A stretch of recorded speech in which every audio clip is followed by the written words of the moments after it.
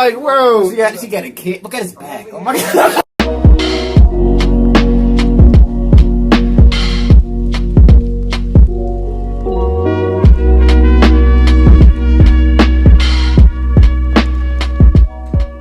Hey, what's up, y'all? Welcome back to another reaction.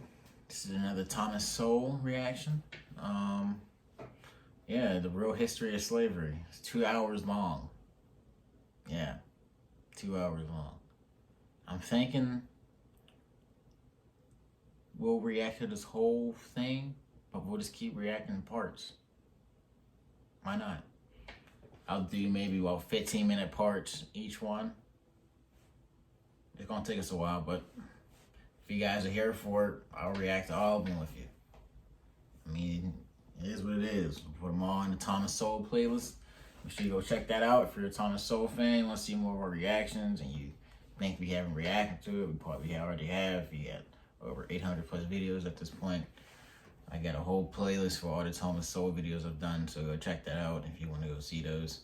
And yeah, we're gonna hop right into it. It's the road to 10K subscribers. Hit that like button, subscribe, and share. Let's go. The real history of slavery.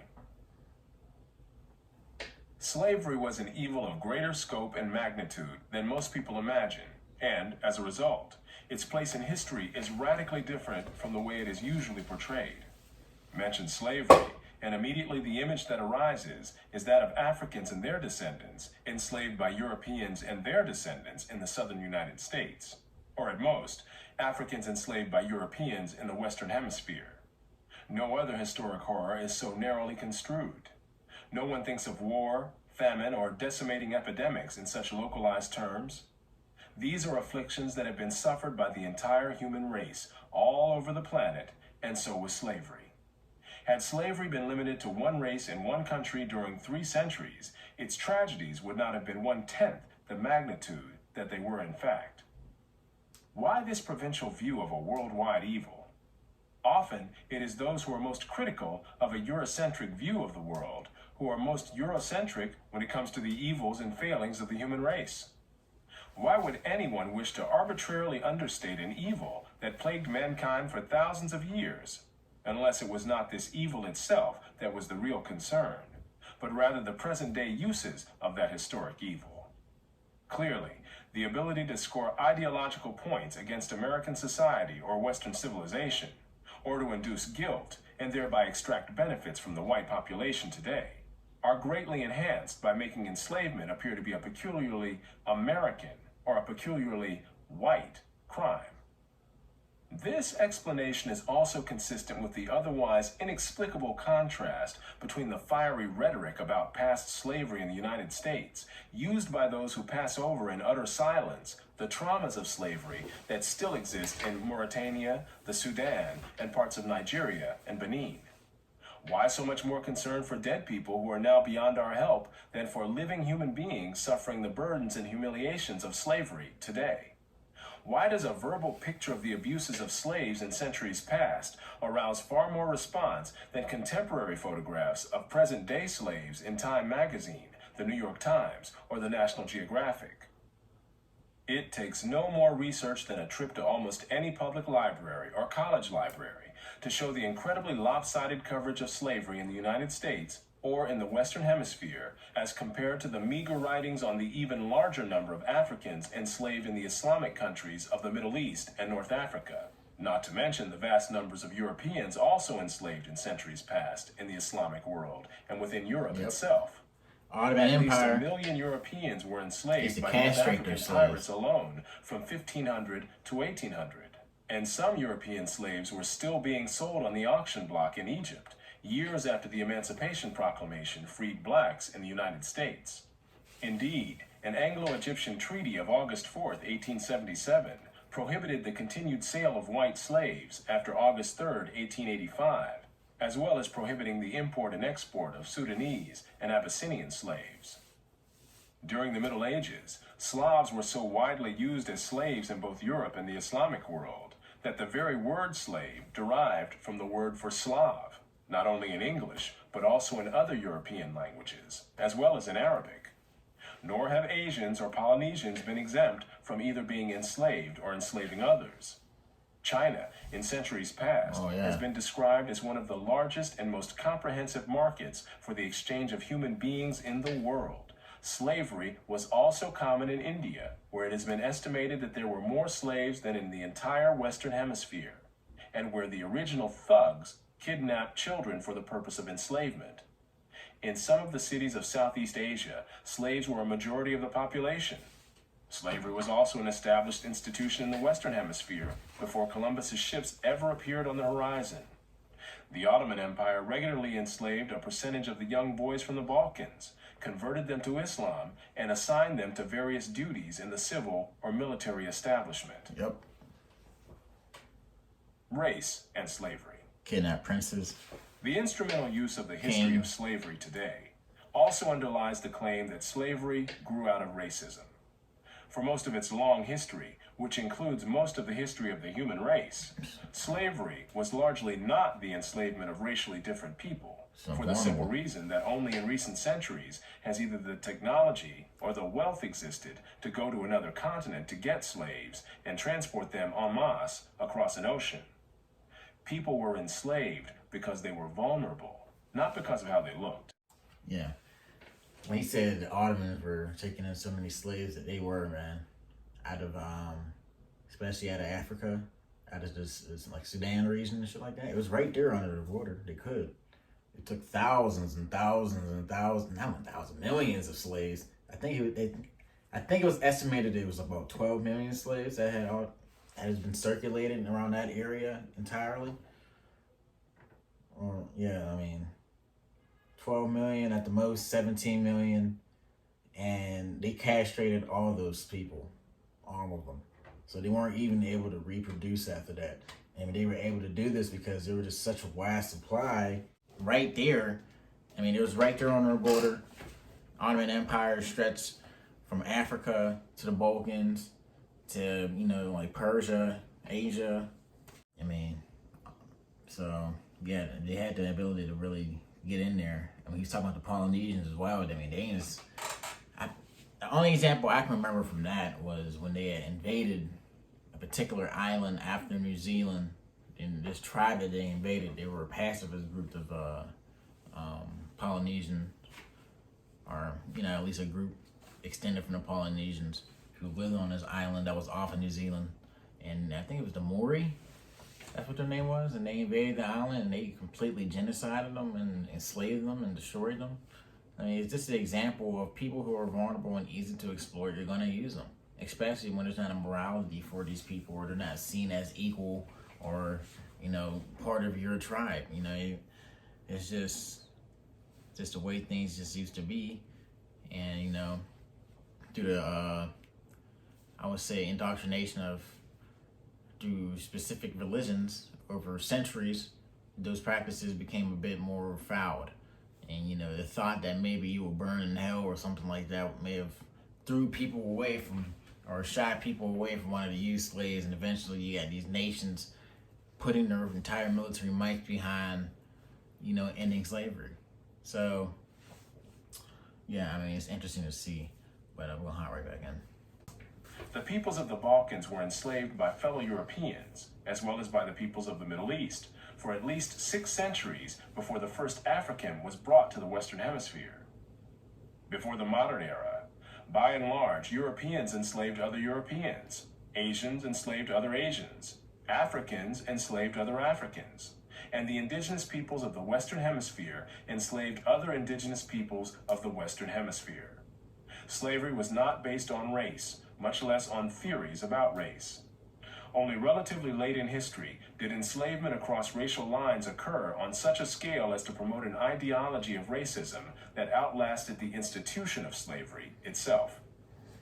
Wherever a separate people were enslaved, they were disdained or despised, whether they were different by country, religion, caste, race, or tribe. The Europeans who were enslaved in North Africa were despised and abused because they were Christians in a Muslim region of the world, where they were called Christian dogs. Race became the most visible difference between slaves and slave owners in the Western Hemisphere. as distinguished historian Daniel J. Boorstin put it. Now, for the first time in Western history, the status of slave coincided with a difference of race. To make racism the driving force behind slavery is to make a historically recent factor the cause of an institution which originated thousands of years earlier. This enshrinement of racism as an overarching causal factor accords far more with current instrumental agendas than with history. The form in which the story of slavery has reached most people today has been along the lines of the best-selling book and widely watched television miniseries Roots by Alex Haley. Challenged on the historical accuracy of Roots, Haley said, "I tried to give my people a myth to live by." This instrumental use of history, or purported history, is open to the same objections as other instrumental myth-making. First is the objection of falsification itself, that the damage which this does to the general level of understanding and trust in a society is incalculable, and can easily outweigh, in its long-run consequences especially, any immediate good that might be expected from an expedient taking of liberties with the truth. Second, even the short-run benefits are by no means clear. Has a sense of special grievance helped advance any people? Or has what happened in centuries past been a distraction and an incitement to counterproductive strife, much as territorial irredentism has been?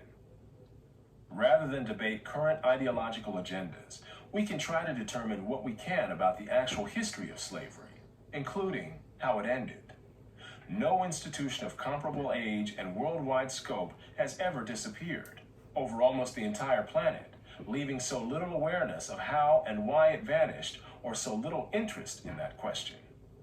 Volumes continue to be published about the decline and fall of the Roman Empire, which, for all its greatness, did not encompass 1/10 as much of the world as the institution of slavery did. Archaeologists continue to excavate the ruins of ancient civilizations in Central America and the Middle East, while military historians pour through archives and examine ancient weapons to try to piece together the history of warfare.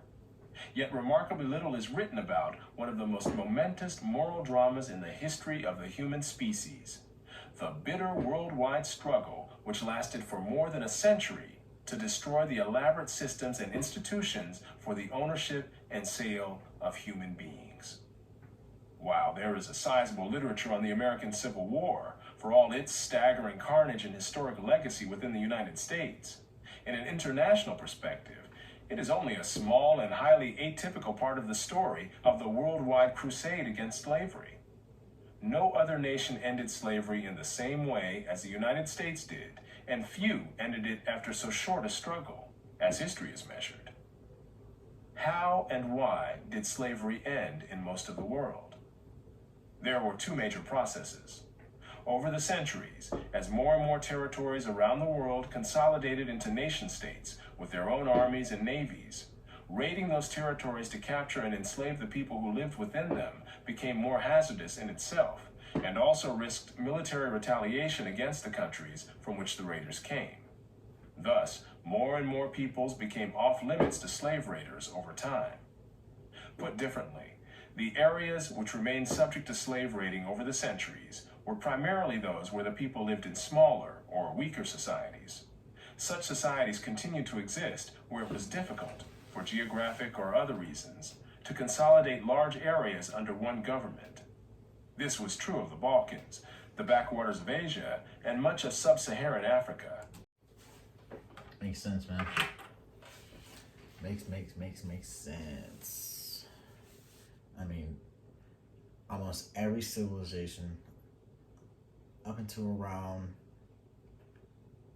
the 18th century had slaves up at some point. And there's still slaves now, but I mean, and it's still very bad, it's still, influencing certain nations around the planet, but it's not to the extent that it was all the way back then, to where it was almost every single kingdom on the earth was doing it, pretty much. And and back then technology was limited, so there was only so much you were able to do within your own scope, especially if you just conquered another people's land and you're not necessarily dug in yet, and you got to use those. I mean, the easiest thing would be to use those people. I mean, if we're not thinking of the realm of morality here, we're just conquering and plundering. But the use of slave labor, you don't have to pay these people. They're disposable. They're almost like tools. I mean, yeah, you can understand why that practice would have been prominent throughout most of human history. Especially when, like he said, it was about vulnerability and the fact that you were able to do that to these people because you had maybe a wider range of weapons that you were able to use, or your technology was just, superior to theirs. But yeah, man. Like I said, we're gonna break this up into parts. Part 1 here. If it takes part 20, hey, whatever. 2 hours. I think this is about 15, 16 minutes here. Next time, I'm gonna try to make it about 20 minutes. You know what I mean? So maybe we'll be able to get through a bit more of this.